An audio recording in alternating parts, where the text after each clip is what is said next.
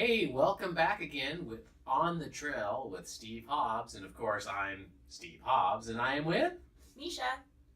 How's it going? Oh, it's really good. You know, it's a little muggy outside today, Mm-hmm. which is not ideal for doorbelling, but you know, it's not bad. It's like a little bit warmer than sweater weather, but it might rain. Well, I'm definitely going to have to wear pants this time. Yeah, it's Not shorts. pants. It's officially pants weather. It is officially pants weather. And with Seahawks season going around, you're going to see me at the doors with probably some Seahawk gear on. I would love to watch the game too, so when I come to your door and knock on it, try not to get angry, but tell me the score. That would be awesome. Right? Yeah. I mean, we want to know what the score is. Oh yeah, and you know, I don't know a lot about football, but I know that Seahawks are cool. And that's what we do around here. So Right. I'm on board. Well, I love the Seahawks. I remember when they first came on the scene in 1976. Wow. Yeah. What were you doing in 1976? I was thinking about being born in about 20 years. Interesting. Well, I don't feel bad at all. So, what do we have on the show today? So today we are talking with Jennifer Monteleone with the Washington Poison Center.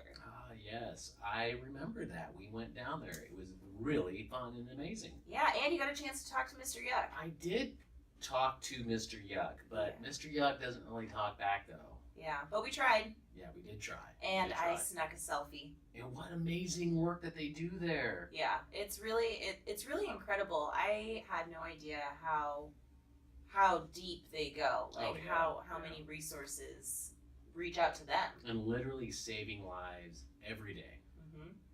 Yeah, so it's got a great conversation, and looking forward to it. We got another couple of fun things going on this week. Oh, what's that? Well, of course, the Good Roads. You're going to be speaking at the Good Roads Conference over in Spokane. That's right. So as chair of the Transportation Committee, I will be speaking there and talking about the overall transportation outlook in the next couple of years. So I'll get to travel to Spokane and talk to their folks there. I'll be visiting with Department of Transportation and our fine men and women of the Washington State Patrol.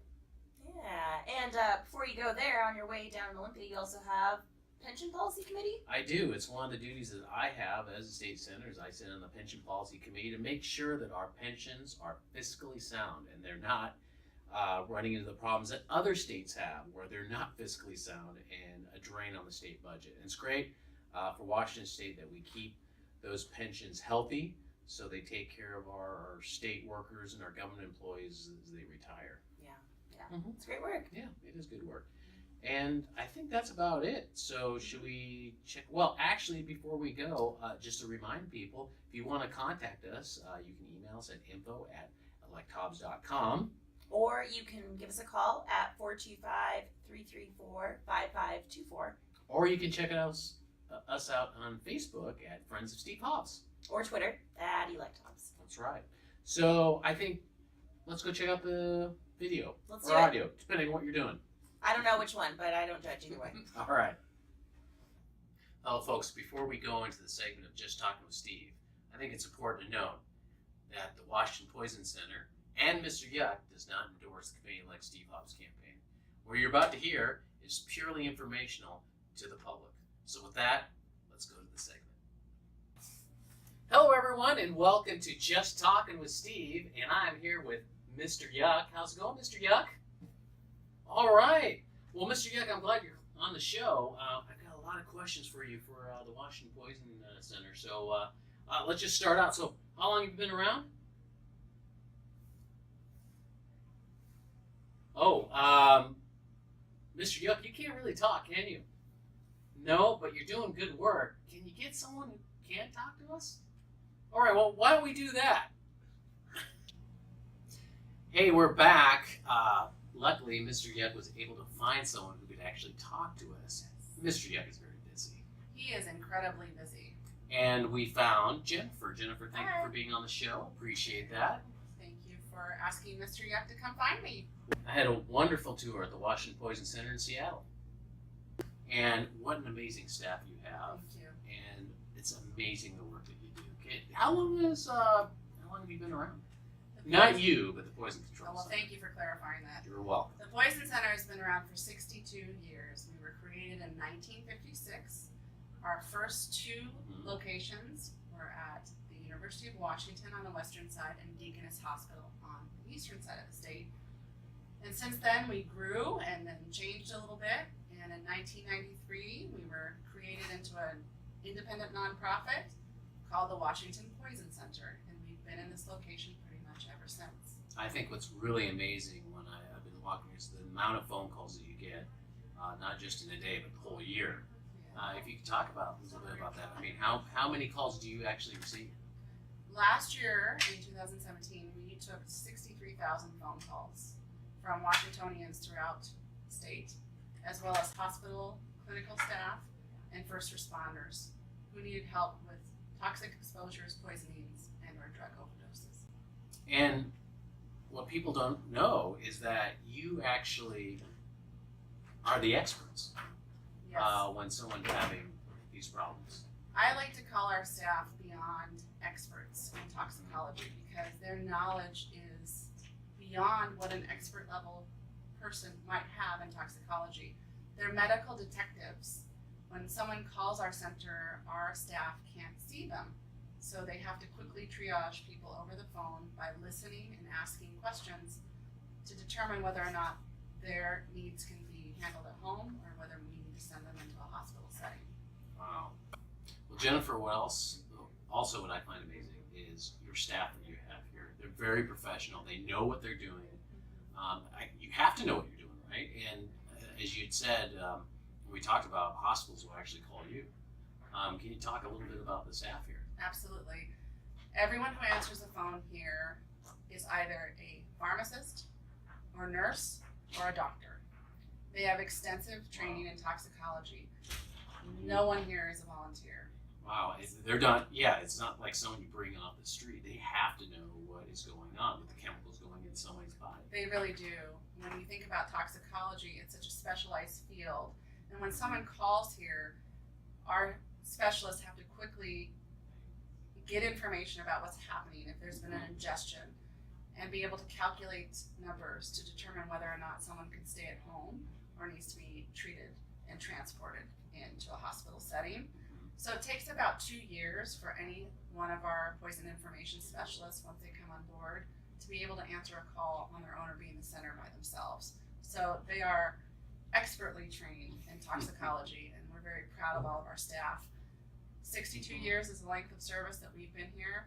We have people on our team that have been here 40 years, 38 years, 35 years, 20 years, 15 years. And so the longevity of our staff is something we're really proud of. They care about people and they do this job because they love it. They're saving lives, and they've been saving Every lives all those years. And Sure. I think what's important to note, maybe the listeners and the viewers can just think about this. You got this nonprofit essentially operating for the public. They're not a government agency, No. and you have to have a professionally paid staff. You're on 24/7. You have to have the equipment that runs it, right? That's right.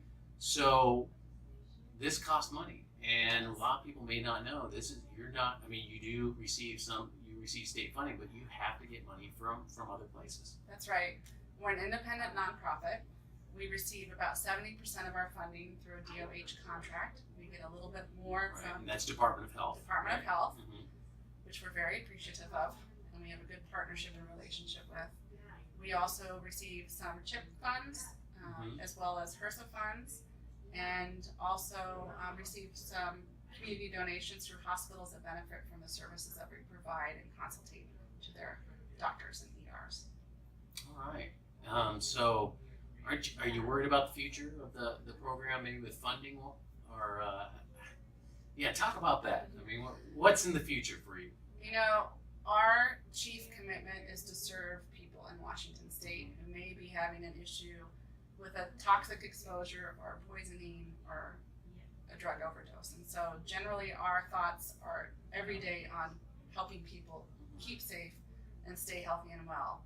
When it comes to funding as a nonprofit, yes, it's always a swinging pendulum. Right. And I'd like to be able to say that there's stability every single day in what we do, but when it's a biennial year, we get to retell our story, and we're in that process. But we feel like there's a lot of value to what we provide to the state of Washington. In fact, there are many days where I think we can honestly say we are a vital public health safety net when it comes to poisonings and toxic exposures. And without us, I'm not sure who people would call. And let's talk about the public education process of this, because there is that side. Yes. You reach out to our children, Yes. you go to the schools, and who does that? How do you do that? We have 2 public health educators on staff, one that sits in Western Washington and one that sits in Eastern Washington, because we cover the entire state. We're a lean, mean fighting machine. We have 6 administrative staff for the entire state of Washington. Wow. So our public health educators cover a lot of territory. In fact, our public health education director, Arthur Patel, for Western Washington, was sharing with me she covered about 40,000 miles in Western Washington last year, Wow. educating the public about how to stay healthy and well, and talking a lot about poison prevention and making sure that the community, both families and senior citizens, know how to manage medications and keep things locked up safe and away from children and others so that there aren't accidental poisonings. She educates public health district folks as well as other community groups. And we're really excited because we're in the process of getting ready to relaunch our Mr.Yuk school assembly program, which has been on a bit of a hiatus for a few years. Bring Do you Mr. remember Yuk that? back. I do. I remember that. I'm glad you're bringing him back. Yeah, we're really excited. So we have lots of school folks asking us to get back in schools to help teach our young ones about what is not okay to put in their Right, mouth or to right. touch and what is. Well, and speaking of that, what are the biggest? I guess what are people taking? What are the big things and people are getting poisoned from? And there's also an aspect to this. You were telling me that there's suicides that Yeah. people call in. So maybe you Yeah. can talk about those things. I think one of the chief areas that we're most concerned about right now is the increase in teen suicide rates or teen suicide attempts that we're seeing. It is increasing. It is something we're studying more and more. Dr. Erica Liebelt is our executive medical director, and she's a pediatric doctor as well as our toxicologist. And it's something that she's studying as we see an increase. And we know that the conversation and topic of suicide is on many people's minds right now. But the one thing we do at the Poison Center is we collect data. We collect real-time data that is then uploaded to a national database along with the other 54 poison centers. We're one of 55 poison centers in the entire United States. And then that data collectively goes to the CDC about once every 90 minutes. And so we're able to see emerging trends take place that might need to be addressed at a public policy standpoint or within public health. And the rate of attempts by young girls specifically is something that we're looking at right now. Well, thank you for that. Thank you for the tour that you brought me You're on. very welcome. For the viewers and listeners out there, we're going to have we'll have the 1-800 number flash across our screen right here. And is there any other way to contact, if they want to contact you to come out to their school or talk to their Rotary or Service Club, how would they get a hold of you? Definitely. They can call our 1-800 number, which is 1-800-222-1222, or they can send us an email through anes@wapc.org. All right. Well, thanks a lot, Jennifer, for being on the show. Thank you so much for being here. We appreciate it. Oh, and let Mr. Yuk know that thanks for coming on. Sorry you couldn't. I didn't know that you couldn't talk. So Well, sometimes thank you Mr. know, Yuk for me. he was a busy guy today. He had a lot going on, so All right. I'm glad you had a chance to meet him. He's great. All right.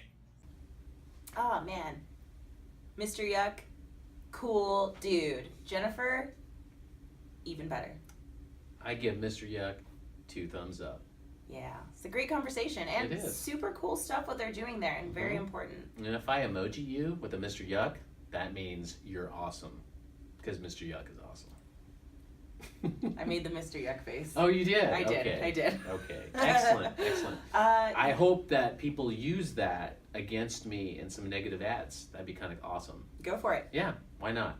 Hey, So I'm really excited about what's coming up. I mean, as the campaign gets closer to November, there's a lot of volunteer opportunities for people, right? Yes, yes. So we're gonna be needing help.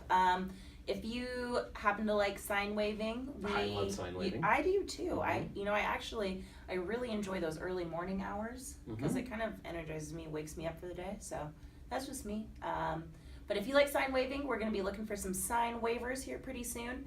Also, if you know of good locations for either our small yard signs or our bigger Right. signs, Right. let us know. We've got our contact information for you. Email is probably easier, but give us a call too as well if you'd like. Mm-hmm. And also, it's my dad's birthday. Happy birthday, Dad. Happy birthday. He's celebrating out in Colombia right now, so he probably won't see this anytime soon. But I'll Does say he it nonetheless. subscribe?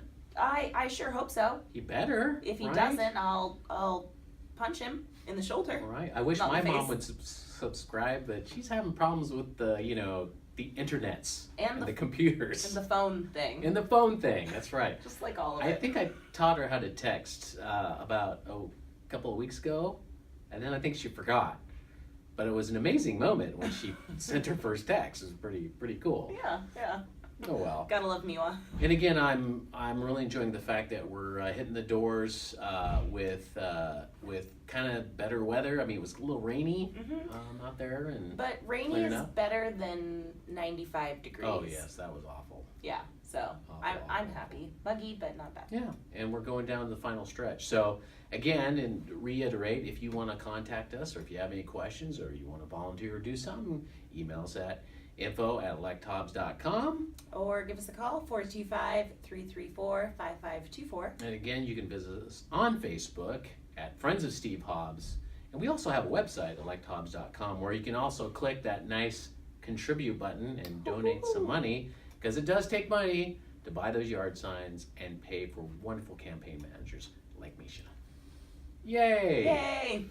I think that's it. Do we have anything else? I think that's it. That wraps it up. All right. So with that, I think I have nothing else to say. So until next time, I'll see you on the trail. Paid for by the Committee to Elect Steve Hobbs, Democrat.